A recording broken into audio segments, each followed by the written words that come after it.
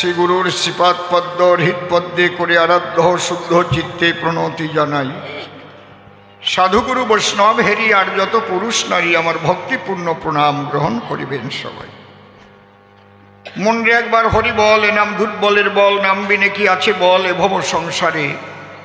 যেজন করে হরি চিনতে, হরি করে তার চিনতে, অন্তে জীবকে নিয়ে যায় সে ভব সিন্ধু পারে। তাই বলি মনের রসনা তেজে বিষয় বাসনা, কেলে সোনার উপাসনা করো সার। ওই যে হরি দীনবন্ধু পাইলে তার কৃপা বিন্দু, ভব সিন্ধু সেদিন হবি পার। মনশিক্ষা করে সায় এবার যাব ভূমিকায়। আগেই এ সভায় শুনেছেন পালার সমাচার। বিপক্ষ কবি যিনি নাম ধরিয়া নারদ মুনি, আমাকে করেছে কৃষ্ণ চিন্তামণি রসের গুণাধার। এবার তারই কল্পনা মতে আমাকে হবে কৃষ্ণ হতে। কবি গান গাহিতে তাই হয়েছি দণ্ডায়মান। যে ভূমিকায় যখন ফেলে সেই ভূমিকা গ্রহণ না করিলে সভাতলে থাকে না কাব্যের মান।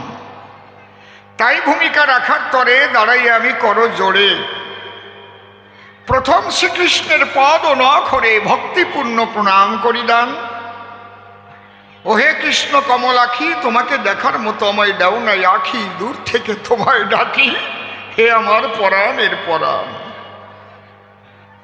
তুমি কৃষ্ণ পরাণ প্রিয়, তুমি আমার কথা নিও। তুমি থাকো যে দেশে আমায় তুমি ভালোবেসে, আমার হৃদয়াসনে বসে বসে তোমার কথা রসাভাসে তুমি বলে দিও। আমি তার উপরে দিলাম ভার, তারে করলাম কর্ণধার, কাব্য সিন্ধু হব পার, অন্তরের একান্ত আকিঞ্চন। এইবার অসীম সরকার নামটি ছাড়ি, কবি সাগরে ধরলাম পাড়ি। নাম ধরিলাম কৃষ্ণ গিরিধারী সভ্য সভাস্থান। যেভাবেতে প্রশ্ন করে গেছে কাব্য বাসরে, আপনারা শুনলেন নারী নরে। তুমি যজ্ঞেশ্বর হইয়া বলো যজ্ঞ করো কেন? আমার কাছে বলো দেখি তোমার উপর বড় কেউ আছে নাকি? যজ্ঞের অর্ঘ্য তুমি কাকে করবে দান? বলো কৃষ্ণ শ্যামচাঁদে যজ্ঞের দ্বারে কেন তোমার মা কাঁদে? রাধাই বা ধুলায় পড়ে এমনিভাবে ক্রন্দন করে কেন? প্রশ্ন করেছে সভাতলা, যজ্ঞে কেন দাড়ি পালা? তুমি কি নন্দলালা করেছো কোনো ব্যবসার আয়োজন? ইত্যাকারে প্রশ্ন করে ঢুকেছে কুরুক্ষেত্রের ভেতরে। তুমি কেন একটা পক্ষ সমর্থন করলে নটবরে করো নিষ্কাশন? তুমি কৃষ্ণ কমলাক্ষে থাকবে তুমি একটা পক্ষে, জগৎবাসী এটা করেনি আকিঞ্চন। তুমি হচ্ছ, তোমার কোনো পক্ষাপক্ষ নাই, সবাই মিলে জানি তাই। আর দুর্যোধন তোমার বিয়াই, তাকেই বা কেন তুমি করিলে বর্জন? ইত্যাকারে প্রশ্নদান করে গেছে সভাস্থান। এর নামই তো কবিগান। ছন্দে ছন্দে হচ্ছে আলাপন। আসরে যতক্ষণ বলবো কথা, কথায় কথায় হবে কবিতা, বিজ্ঞ শ্রোতার মন করবে আকর্ষণ। তাহলে কথা বললে ছন্দে ছন্দে আনন্দ পায় ভক্তবৃন্দে, ছন্দে বাধা শ্রী গোবিন্দে শ্রী মধুসূদন। যে মানুষ ছন্দে চলে জীবন যায় না তার রসাতলে। জীবনের চলার ছন্দের পতন হলে জ্বালাময় হয় তার মানব জীবন। আপনারা কৃপা করবেন নরনারী, আমিও যেন সেই একটা ছন্দে সারা জীবন চলতে পারি। কোনো প্রলোভনে যেন আমার না হয় সেই ছন্দের পতন। এইবার যতন ভরে আমার গোবিন্দের সেই ভাব ধরে অসীম সরকার যাক মরিয়ে, এবার শ্রীকৃষ্ণ এ আসরে হলাম দণ্ডায়মান। নারদ মুনির জবাব দিতে বাসনা আছে আমার চিতে। সুন্দর প্রশ্ন যদিও করে দান, কি বলবো আপনাদের ঠাই একটা গল্প ভালো বলে নাই। ওই সুচি না বিসি কি যেন শুনলাম, ওইরকম বলিছে না? কার বউয়ের নাম নাকি সুচিত্রা ছিল, সে নাকি অর্ধ নামে ডাক দিল। সূচি বলার জন্য তাকে খুব ভালোবেসেছিল, আর তার কাছে শিক্ষা নিল। তার এক কোন বন্ধু ছিল খুবই আপনজন, তার বউ ভালোবাসে না মোটে, তাই জিজ্ঞেস করেছিল ওর নিকটে, তোর বউ কেন ভালোবাসে তোরে এমন? সে বলেছিল ওরে নাকি, আরে তোর মতো আমার বুদ্ধি নাকি? আমি আমার বউকে ছোট্ট নামে ডাকি, সূচি বলে ডাকি সর্বক্ষণ। ও বলে গেছে আপনাদের কাছে আর ওই বলদের বউয়ের নাম নাকি বিচিত্রা আছে। ও চিত্রা বাদ দিয়ে নাকি কি বিসি নামে ডাক দিয়েছে। আচ্ছা, এই কেউ কারো বউরে কেউ বিসি কইয়ে ডাকে? হাসেন তো, আমার কাশও আসে না। কি বলদের বলদ, কেন বি বাদ দিয়ে চিত্রা বলে ডাকতে পারতো না? চিত্রা কোথায় তুমি? চিত্রা ওগো শুনছো চিত্রা? আর উনি গায়ে কয় ও বিসি, অমনি কয় জাটার বাড়ি দিছি, কবে না আমি তোমার বিসি। হ্যাঁ, একটু বুদ্ধি করে যদি বলে, এটা একে বলে কি বুদ্ধির অভাব ধরণী তলে। এই জন্য শুধু গায়ে বল থাকলে হয় না কদাচন। বুদ্ধির যস্য বলং তস্য নির্বুদ্ধিস্য কুত বলং, আমাদের শাস্ত্রে বলছে বুদ্ধির যস্য বলং তস্য, যেখানে বুদ্ধি সেখানেই বল। নির্বুদ্ধিস্য কুত বলং, সে যত হোক বলশালী, আপনাদের কাছে খুলে বলি, যদি বেবদ মার্কা মানুষ হয় তাহলে ওই বলের দ্বারাই কাজ হয় না রে বসায়। জুত মতো বুদ্ধির দ্বারাই এমন গাম মারিয়ে দেবে, কাইটাই পড়ে থাকবে, ঠিক না? তাহলে ওর যদি বুদ্ধি থাকতো, কথা নয় অসঙ্গত, ও কিন্তু বিবাদ দিয়ে চিত্রা বলে ডাক দিত। ও যে ঝাঁটার বাড়ি খেয়েছে মহাশয়, এটা কিন্তু অন্য কিছু নয়, ওর বুদ্ধির দীনতা ছিল বলে বসে শোনেন জ্ঞানী দলে বউকে বিসি বলে ঝাঁটার বাড়ি খায়। ও তো গল্প বলে গেল, আমার তো এটাকে ব্যাখ্যা করে বলতে হবে নাকি? বুঝলেন তো? ওই রকম কেউ করবেন না যেন। কারো বউয়ের নাম বিচিত্রা বাড়ি যায় কবেন ও বিসি, খবরদার। আগেরটা পরে, পরেরটা আগে, এইরকম বলতে নাই। একটু বুদ্ধি করিয়ে এটা অ্যাপ্লাই করতে হয় রে ভাই, তাহলে দেখবেন খারাপ জায়গাটাও ভালো হয়ে যাবে, আবার ভালো জায়গাও খারাপ করে ফেলা যাবে। যাকে ও কথা ওই পর্যন্ত থাকবে, ওরা ঝাঁটার বাড়ি থাকবে, ওতে আমার কোনো দরকার নাই। এইবার শোনেন নরনারী, আমি কৃষ্ণ হয়ে কেন আজকে প্রভাস যজ্ঞ করি? এই যজ্ঞের কি আছে কারণ? দেখেন, শুধু যে এটা ঐতিহাসিক কথা ভাববেন না বিজ্ঞশ্রোতা, এর মধ্যে দিয়ে অনেক ক্ষীর আছে, সেইগুলো করতে হয় গ্রহণ। যেমন যাকে বলে রাজহংস, সে গ্রহণ করে ক্ষীরের অংশ, জলীয় অংশ করিয়া বর্জন। তাহলে এই আলোচনা বহুই হয়, কবি গানে হয়, কীর্তন গানে হয়, কিন্তু আলোচনা থেকে কি শিক্ষা পাওয়া যায়? জগৎবাসী কি শিক্ষা পাবে যারা কবি গান শুনে বাড়ি যাবে? এখান থেকে সেইটুক নিতে পারলে তাহলেই কল্যাণ হয়, জীবনের পরিবর্তন হয়। আমি কৃষ্ণ গিরিধারী কেন এই যজ্ঞ করি? আমি মনে করেছি, ভাবো না নারদ রে, আমি খুলে বলি তোমার ধরে, আমি কলিযুগে ভগবান বেশ রাখবো না। অন্তরে আমার আছে, ভাবো আমি কলিতে ভক্ত বেশ ধারণ করব, অর্থাৎ ভক্ত হব। খালি বেশ ধরবো তা না, ভক্ত হব। আমি প্রশ্ন করি ধর্মরাজ সভায়, ভক্ত যদি হতে হয় বলুন তো কি প্রয়োজন? এক কথায় বলেন, ভক্ত হতে গেলে কি প্রয়োজন? অনেক টাকা পয়সা, গাড়ি বাড়ি? বলেন তাহলে কি প্রয়োজন?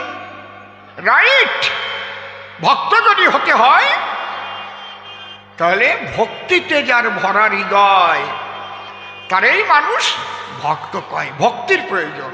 ধনী হতে গেলে প্রয়োজন যেমন ধন, ভক্ত হতে গেলে ভক্তির প্রয়োজন। কিন্তু আমি যে শ্যামকা নাই, আমার তো ভক্তি নাই। আমার কাছে বলুন দেখি, শক্তিমান আমি, আমার ভক্তি আছে নাকি? আমি হচ্ছি সর্বশক্তিমান। সর্বধর্মান পরিত্যাজ্যং মামেকং শরণং ব্রজ অহং তাং সর্বপাপেভ্যো মোক্ষয়িষ্যামি মা শুচো। এটা আমার কথা। এই কথার মধ্যেও তো একটা অহংকার আছে। সব ত্যাগ করে একমাত্র ভজন করো আমারে। ভক্তরা বলে নাকি কোনো সময়, এই হরে কৃষ্ণ, সবাই রে বাদ দিয়ে আমার ভজন করো, কয় নাকি? তাহলে আমি হচ্ছি সর্বশক্তিমান, তাই বাণী করেছি দান, তোমরা আমার পদে সবাই অর্ঘ্য করো দান। কিন্তু এবার আমি সেই ভগবান ভাব করিয়া বর্জন, ভাব জেগেছে অভিনব, কলিতে আমি ভক্ত হব, তাইতে আমার ভক্তি প্রয়োজন। বলো না রইলে গোসাই, ভক্তি আমি কোথায় পাই? ভক্তি কি কোনো দোকানে বিক্রি হয় বলেন তো মহাজন? যদি ভক্তি দোকানে বিক্রি হতো, রিলায়েন্স কোম্পানির মালিক টাকা দিয়ে ভক্তি কিনে নিয়ে বড় ভক্ত হতো, ঠিকই না? তাহলে ভক্তি থাকে কোথায়? যেখানে ভক্তের হৃদয়। এই জন্য আমি কি করেছি, প্রভাস কিনারে এসেছি, এখানে করেছি একটা ভক্ত মিলন যজ্ঞের আয়োজন। হরি বল। অন্তরে দেখলাম ভেবে, এই ভক্ত মিলন যজ্ঞে হাজার হাজার ভক্ত সমাগম হবে, কিন্তু কার ভক্তি আমি করিব গ্রহণ? আমি যা চাই তা কার কাছে পাই? এটা করবার জন্য যা চাই, এই দাড়িপাল্লার করেছি রক্ষণ। কায়দা আছে, দাড়িপাল্লায় কোনো রকম বাটখানা নাই। আমি কি রেখেছি প্রাণখানায়? একটা পদ্ম ফুল করেছি রক্ষণ। আমি সবাই বলি অদ্য, ওটা নয় সাধারণ পদ্ম, যার নাম রাধা পদ্ম। সেই রাধা পদ্ম তুমি করছো দর্শন। অন্তরে দেখো ভেবে, যত ভক্তের এখানে আগমন হবে, ওই পদ্মের সঙ্গে সবাইকে দেব ওজন। ওই পদ্ম ফুলের সঙ্গে ওজনে দেখব আমি শ্যামত্রিভঙ্গে সমান হবে যে জন।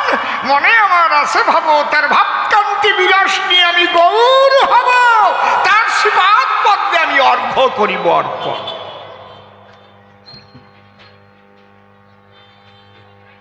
যদি বলেন ওই পদ্ম ফুল দিয়েছেন কেন, এর কারণটা কি? আর এত ভক্ত আসবে, ওজন দিতে কেন হবে? এই ভক্তদের অর্থাৎ ভক্তিকে দুই প্রকারে ভাগ করা হয়েছে। বাচ্চারা ওখানে কথা বলে, আপনারা কমিটি ভালো হয় একটু এদিক লক্ষ্য দিলে, ওরা আনন্দ করুক, যেন কথা না বলে। ভক্তি আছে দুই প্রকার, কাণ্ড বড় চমৎকার। টোটাল ভক্তিকে দুই ভাগে করেছে বিভাজন। কি কি আপনাদের কাছে বলে রাখি, একটার নাম হৈতুকি আর একটার নাম অহৈতুকি। হৈতুকি ভক্ত কাহাকে বলা হয়? যে ভক্তির মধ্যে জাগতিক চাওয়া পাওয়া রয়। এক কথায়, কেউ 20 বছর বিয়ে করে ছেলে মেয়ে হয় নাই, ঘরে স্বামী স্ত্রী এসে কান্না করে, মা শীতলার পায়, আমা তোমার করুণায় যদি আমার একটা সুসন্তান হয়, আগামী বছর সোনার টিপ দেব তোমার কপালে। আমার অভিপ্রায় আছে না, এরকম আছে না? এটাও ভক্তি, কান্নাকাটি করে। কারো বড় ঘরে আছে বড় মেয়ে, সে কোনো নাম যজ্ঞে গিয়ে মানত করে, আমার মেয়েটা যদি 1 বছরের মধ্যে বিয়ে হয়ে যায়, তাহলে আগামী বছর 1 কুইন্টাল চাল দেবো। এই জায়গায় কান্নাকাটি করে, করজোরে ভক্তের বাজারে মানত করে। ভগবানকে পাবার জন্য নয়, ব্যবসা বাণিজ্য যাতে ভালো হয়, মেয়ের যাতে বিয়ে হয়, জমিতে ধান যাতে ভালো হয়, সন্তান যেন পাওয়া যায়, ভগবানকে পাবার জন্য নয়। ভালো করে লক্ষ্য করবেন, ওইটুক পেলে পরে সে তার আনন্দে বুক যায় ভরে। আহা, কি সুন্দর আনন্দ রে, তাই তো? কিন্তু এই ভক্তি আমি নাহি চাই। আমি কোথায় অহৈতুকি ভক্তি পাই? অহৈতুকি মানে জাগতিক কোনো কিছুর হেতু নিয়ে যে করে না সাধন, একমাত্র চাহে সেই কৃষ্ণ শ্রীমধুসূদন। জগতের সকল কিছু ফেলে প্রেমানন্দে কৃষ্ণ বলে সদা তার ঝরে দুনয়ন। হা কৃষ্ণ দেখা দাও, হা কৃষ্ণ দেখা দাও, হা কৃষ্ণ কৃষ্ণ। অন্তরে করো ধারণা, জাগতিক কোনো সম্পদ দিয়ে তাকে ভুলানো যায় না। কৃষ্ণ ভজনের তরে জাগতিক সমস্ত সুখ স্বাচ্ছন্দ্য সে পারে, সে ত্যাগ করে। যদি তাতে কলঙ্কিনীয় হতে হয় চরাচরে, এসে যায় না তার কিছু, তথাপিও ভক্তের চরণে সদা মস্তক করে নিচু। এখানে শাস্ত্র কি বলছে? কারণ আমি যে আলোচনা করছি এটা ঠিক না বেঠিক সেটা তো প্রমাণ দেব আপনাদের কাছে। স্বর্ণকারের কাছে যদি স্বর্ণ নিয়ে যায়, স্বর্ণকার ওটা কোষ্ঠী পাথরে ঘষা না দিয়েই কি কিনবে মহাশয়? তা আপনাদেরও করি মানা, আমি যা বলবো তাই মেনে নেবেন না। এটা শাস্ত্রসম্মত কিনা সেই কষ্টি পাথরে ঘষা দেওয়ার প্রয়োজন নয়। কি বলছে শাস্ত্রে? অন্যান্য অভিলাষিতা শূন্য জ্ঞান কর্মদানাবৃতং আনুকূল্যেন কৃষ্ণানুশীলনং ভক্তির উত্তমা। অন্যান্য সকল অভিলাষ যে ভক্তের হয়েছে নাশ, অন্যান্য অভিলাষিতা শূন্য, হ্যাঁ, জ্ঞানের ঊর্ধ্বে গিয়ে তার মধ্যে জাগে সেই বিশুদ্ধ ভক্তির প্রকাশ। একমাত্র চাহে কৃষ্ণ পিতবাস, একমাত্র তারি তরে সদা তার নয়ন ধরে, তাকে পাবার অন্তরে অভিলাষ, অন্য কিছু তার আকাঙ্ক্ষা নাই। ভাবে শুধু কোথায় ভক্ত সঙ্গ পাই, কোথায় হয় হরিনাম কীর্তনের বিলাস। প্রেমানন্দে হরি বলে ভাসে সে চোখের জলে, দিবানিশি ভক্ত সঙ্গে রাস। কিছু দিয়ে তারে বাঁধা যায় না। এই ভক্ত যেজন হবে ওই পদ্মের সঙ্গে সে সমান হয়ে যাবে। আর আমি কৃষ্ণ শ্রীমাদ হবে, অর্ঘ্য ধরে তার চরণে অর্ঘ্য করব দান। তার ভাব নেব আর কান্তি নেব, বিলাস নিয়ে গৌর হব। আমিও নবদ্বীপে প্রেমানন্দে কৃষ্ণ বলে আনবো প্রেমের দান। পরিষ্কার করতে পারলাম নাকি? না বুঝলি কবা যে বুঝতে পারি নাই। তাহলে যজ্ঞ করি কেন? কি এই যজ্ঞর মানে? আমি সর্বশক্তিমান কৃষ্ণ ভগবান, আমার নিজের ভক্তি নাই, আমি ভক্ত হতে চাই। এই জন্যেই যজ্ঞের বিধান। এই যজ্ঞের নাম কি বললাম? কৃষ্ণ কমলাক্ষী। এটাকে ভক্ত মিলন যজ্ঞ বলা হয়। প্রভাস তীর্থে হয় বলে একে প্রভাস যজ্ঞ বলে। তাহলে আমি অর্ঘ্য দেব কার রাঙ্গা পায়, দাড়ি পাল্লা রেখেছি নন্দলালা, পদ্মের সমান ওজনে যেজন হইবে ওজন, অহৈতুকী ভক্ত বটে বলি তোমার নিকটে, আমি তার চরণে অর্ঘ্য করে সমর্পণ, তার ভাবকান্তি বিলাস লব, নবদ্বীপে গৌর হব, গিয়ে করব হরিনাম কীর্তন। হয়েছে? ওজা প্রশ্ন করেছে, শোধ দিছি তো? কি সুন্দর কয়, ও সুচি, ওইটা আমি বলতে পারতেছি। ও সুচি, ভালো ডাক দেয়। আর কয় ও বিসি। আমার যা গল্প মনে পড়তেছে, না থাক কব না, আপনার আমার মন্দ কবেন। তারপরে আমার এমনি না বাজে কথা ভাল লাগে না, আমার লজ্জা বেশি, তো একটু লজ্জা করে কি মাঝে মাঝে দুই একটা হাসির কথা কব নাকি? কব নাকি? আপনারা কি কন? কব? ওই বুড়ি আগে কয় কও কও, ভালো বুড়ি। মাথা গুজিয়ে দেছে একদম। ওই যে ওই বুড়ি এখন দেশে চাদর মুড়ি।